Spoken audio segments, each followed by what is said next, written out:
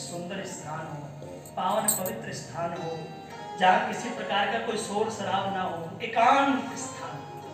जैसा आपका ये सुंदर सा भवन है, यहाँ बिल्कुल शांति है, सब लोग बड़े ध्यान से कथा सुनते हैं, कोई किसी का विघ्न नहीं, डिस्टर्ब नहीं, एकांत का स्थान। दूसरा है गान, कथा का गायन करने वाला कैसा हो। विरक्तो वैष्णव विप्रः, विरक्तो कथा कहने वाला विरक्त होना चाहिए, वैष्णव होना चाहिए, समस्त शास्त्रों में श्रद्धा रखने वाला हो, दृष्टांतो कुशलो धीरा, दृष्टांत देकर के और कथा को हृदय तक उतारने का प्रयास करे, ऐसा सुयोग्य वक्ता होना चाहिए। जैसे बेटी के लिए हम दूल्हा ढूंढते हैं, पहले बेटी के विवाह के लिए क्या ढूंढते हैं? स्थान, कहाँ पे करेंगे शादी, फिर दूल्हा ढूंढते हैं। ऐसे ही भागवत का भी दूल्हा कौन है? वक्ता। तो वक्ता हो,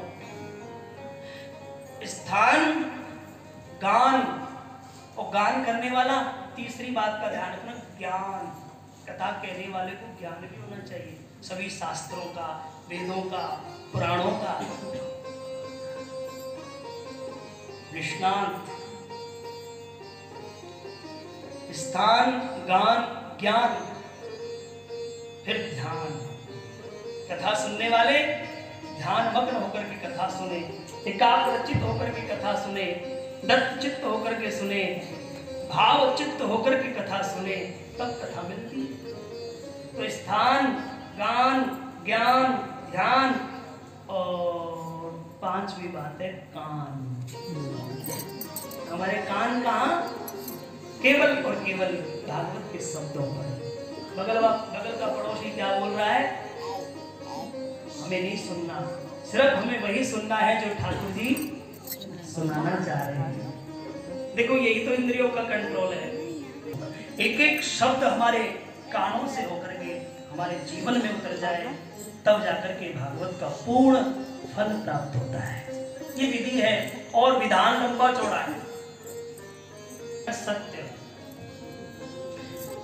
कथा का फल लेना चाहते हो तो सत्यम ब्रूयात्, सत्य बोले, क्योंकि धर्मल दूसर सत्य समाना। सत्य से बड़ा कोई धर्म नहीं है, और नहीं असत्य समपातक पुंजा, असत्य से बड़ा कोई पाप भी नहीं है। भागवत का प्रारंभ भी सत्य से है, भागवत का मध्य भी सत्य से है, और भागवत का विश्राम भी सत्यम परम धीमहि। इसलिए भागवत का फल पाना चाहते हो तो सत्यम परम धीमहि, उस सत्य स्वरूप परम धर्म को हृदय में स्थान प्रदान करो। ये पहला नियम है। और ये केवल 7 दिन के नियम नहीं बता रहा हूं मैं, ये संपूर्ण जीवन के नियम है। सत्यम ब्रूयात्, सत्यम शृणुयात्, सत्य ही बोले और सत्य ही सुनना पसंद करें, ये जीवन का पहला नियम। और दूसरा दया, क्योंकि दया धर्म का मूल है। पाप मूल अभिमान। ईश्वर को पाने चले और हृदय में दया नहीं तो ईश्वर नहीं मिलने वाले। इसलिए भागवत का फल पाना चाहते हो तो हृदय में दया का पूर्ण रूप से भाव होना चाहिए। और दया केवल अपने परिवारजनों पर, अपने रिश्तेदारों पर नहीं, अपितु सर्वभूत, हर प्राणी पर दया का भाव प्रकट रखें, हर प्राणी से दया का भाव करें, तब जाकर आपको भागवत का फल मिलेगा। तो सत्य, दया, तीसरी बात है दान। जीवन में जो मिला है उसका 10वां हिस्सा दान करते चलो। अब दान से मतलब पैसा मत लगा लेना कि केवल पैसा ही दान करना है। 3 चीजें होती है हमारे पास, तन, धन, तीनों चीजें दान करनी है। तन भी, मन भी और धन भी। हम धन तो खर्च करते हैं, धन का तो दान करते हैं, पर न तन का करते हैं न मन का करते हैं, इसलिए हमारा दान व्यर्थ चला जाता है। भाई इतना सुंदर शरीर दिया भगवान ने, कोई ऐसे दिया अपने लिए खाओ कमाओ और सो जाओ? सुंदर शरीर दिया है, इसका सदुपयोग करो। तन पवित्र सेवा की। कभी गए संतों के आश्रम में सेवा करने, कभी गए गौशाला में, कभी गए अनाथालय में। इस शरीर को सेवा में लगाओ, समाज की सेवा से, राष्ट्र की सेवा से। सुंदर सुंदर धार्मिक जहां आयोजन हो वहां जाकर के तन सेवा करो। फिर मन सेवा, मन से तन सेवा करो, मन से करो। ऐसे नहीं कि माता जी ने बोल दिया कि यहाँ कथा हो रही है तो सबको सेवा करनी, बोला है इसलिए करनी पड़ेगी। ना ना ना ना, तन सेवा मन से करो, और धन सेवा, तन और धन दोनों सेवा आप मन से करेंगे तो ठाकुर जी को प्राप्त होगी।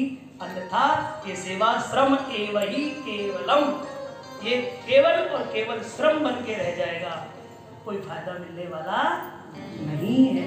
इसलिए जो भी करो हृदय से करो, भाव से करो, तभी ठाकुर जी को वो सेवा प्राप्त हो सकती है। तो सत्य, दया, दान और भागवत को पाने का चौथा नियम है पवित्रता। ईश्वर को पाने चले हो, भागवत का फल पाना चाहते हो तो जीवन में पवित्रता का होना परम आवश्यक है। पवित्रता का मतलब आप समझ रहे हैं सब लोग? पवित्र वस्तुओं का सेवन करें, पवित्र जगह पर वास करें, पवित्र व्यक्ति से बात करें। हाँ, जहाँ अपवित्र लोग रहते हो वहां नहीं जाना, जहाँ अपवित्रता होती हो वहां नहीं पहुंचना, अपवित्र व्यक्ति से बात नहीं करनी, अपवित्र वस्तुओं का सेवन नहीं करना। 7 दिन ध्यान से समझना, केवल और केवल ठाकुर जी को जो भोग लगाया जाता है उसी प्रसाद को पाए यदि आप भागवत का फल पाना चाहते हैं। जो भगवान को भोग नहीं लगाई जाती वस्तु, उस वस्तु का जीवन में कभी भी सदुपयोग नहीं करना चाहिए। ये भागवत का चौथा नियम है। और 5वां नियम बताऊं जो आपको साथ ही निभाने हैं। कथा प्रारंभ होगी ठीक 2 बजे, आप सबको यहाँ पहुंचना है। कथा का विश्राम होगा 5 बजे, तो आरती प्रसाद लेकर के 5:15 बजे यहाँ से प्रस्थान करना। ऐसा नहीं कि 2 बजे कथा शुरू होनी, हम लोग 3 बजे पहुंच रहे हैं, कोई 4 बजे पहुंच रहा है, कोई 5 बजे पहुंच रहा है। ये भी कथा का एक नियम है। कथा व्यास जो भी वक्ता होते हैं उनसे पहले पहुंचेंगे और वो जब गद्दी से उतर के चले जाएं उसके बाद अपना स्थान छोड़ेंगे। ये कथा का 5वां नियम है। तो इन 5 नियमों से जो कथा को सुनता है और कहता है उसके जीवन में ठाकुर जी की पूर्ण भक्ति प्राप्त हो जाती है। ये कल्प वृक्ष है प्यारे, ये ऐसा कल्प वृक्ष है, इसके नीचे इसकी शरण में आप बैठ करके जो कामना करोगे मेरा ईश्वर उन सभी कामनाओं की पूर्ति इन्हीं 7 दिनों में कर देंगे, ये मेरा विश्वास है। और इन 4-5 नियमों के साथ आप कथा का रसपान करें। बोलो